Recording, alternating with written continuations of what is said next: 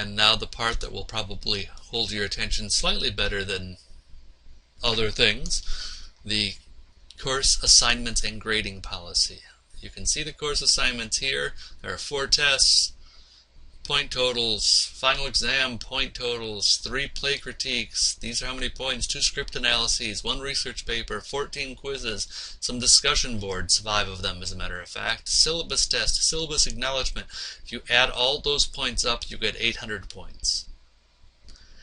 Then the total is put to this scale, which really is an A you need to get 90%, a B you need to get an 80% or better, a C 70% or better, etc., etc. One thing to keep in mind is that since this is a class where you're working towards total number of points, it is entirely possible that halfway through the semester it's going to look like you're failing the class because you don't have very many points yet. Don't panic if that happens to be the case. Speaking of grades as well, the grade book in Angel is notorious for putting up misinformation. In other words, if you look at the class average for a certain assignment and compare it to the grade you got on it, chances are you're going to look like you've done horribly on the assignment. Don't pay any attention to that. Truly. Don't panic. That's what Alfred E. Newman said. It's words to live by. Play attendance and critique. I mentioned them earlier. You're required to see 3 plays throughout the semester. So then, the play critique must be at least 1,000 words. The book says 750 words. This is a mistake. It needs to be 1,000 words.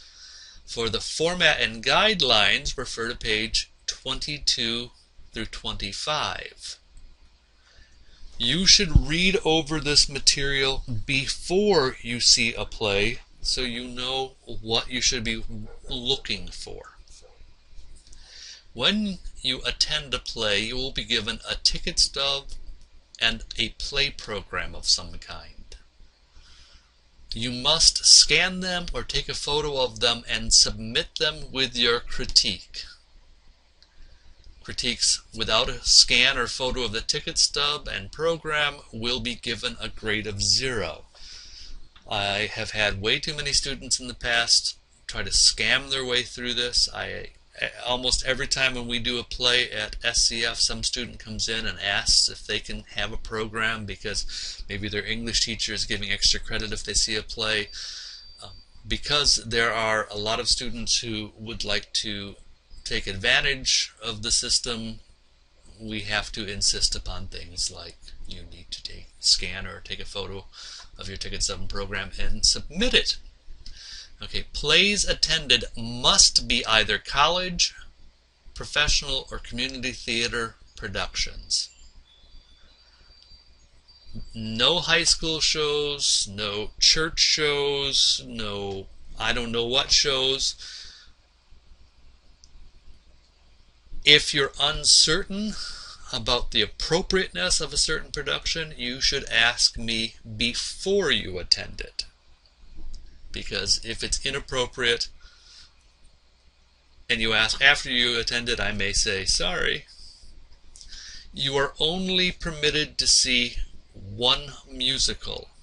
So of these 3 shows, only 1 can be a musical. I have nothing against musicals per se, but we are trying to get you to see shows that have a much more traditional structure, a storyline, and there are a lot of musicals that don't have them, older ones, or reviews, for instance. So, you must see 3 plays. 1 of them can be a musical. All the play critiques must be turned in by, hold on while I fix this. Did you see that magic? Ooh! All play critiques must be turned in by Monday, April 28th at noon. That is the Monday of the start of finals week. You'll have a happier instructor if they're not all turned in at one time on the last day. In other words, don't wait until the last couple of weeks to see all your plays and hand all your critiques in, because the end of the semester is a crunch of grading, and I'm not happy then. You want me to be happy. You want your instructors to be happy. We're just humans, for God's sakes. Critiques must be submitted electronically to a Dropbox and Angel. Paper copies and or emailed copies will not be accepted. It is much too difficult for me to try and keep track of things when they're coming at me from different directions. Therefore, they all must be turned into the Dropbox that you will find in Angel. If you do not hand in the critique within 2 weeks of seeing the play, that is 2 weeks from the date on the ticket, you will receive a severe point reduction. This deadline is for both your benefit and mine. Your benefit because it is easier to write a critique if you soon after seeing a production, and my benefit because then I will be getting critiques more spread out throughout the semester and will be happier. Script analysis. The script analysis must be at least 1,000 words. For a guide to the analysis, refer to page 28 in your textbook. For format, refer to page 23. It is the same format as the play critique. I am not a format Nazi when it comes to papers and such. If it is in a good looking quality format, I don't mind if you have 3/4 inch margins or 1 inch margins. I don't care if you have your name on every page up in the upper left corner. I don't worry about that stuff. That said, if you hand in a sloppy, awful mess, you're going to lose points. For the script analyses, use no source material. This is your analysis of the play, not someone else's.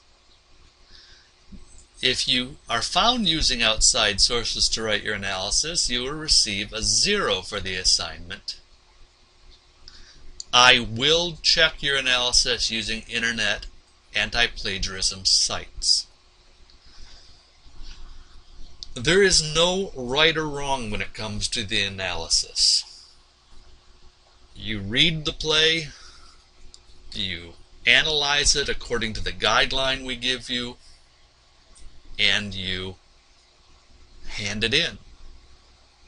It's really that simple. You may have noticed a little more magic.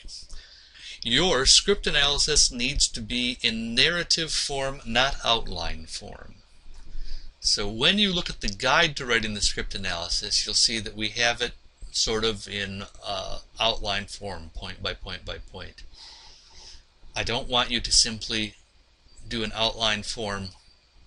You need to write it as though it's going to be published in a newspaper, or as though it's going to be read as an article, not read just for information. More on this later on. And your research paper, now I will give you a lot more information on the research paper in coming weeks, but here is a little information for the record. I will assign a range of topics for the research paper. It will most likely be different from the topics in the book.